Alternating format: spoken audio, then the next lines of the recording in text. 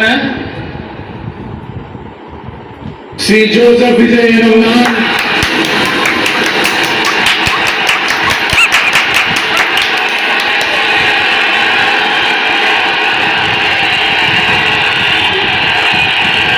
சட்டப்படி அமைக்கப்பெற்ற இந்திய அரசியல் அமைப்பின்பால் உண்மையான நம்பிக்கையும் மாறா பற்றும் கொண்டிருப்பேன் என்றும் இந்திய நாட்டின் ஒப்பில்லாத முழு முதல் ஆட்சியையும் ஒருமையையும் நிலை நிறுத்துவேன் என்றும்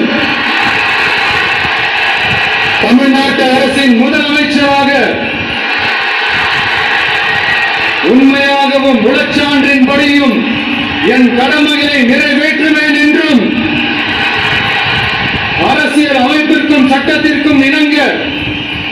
அச்சமும் ஒருதலை சார்பும் இன்றி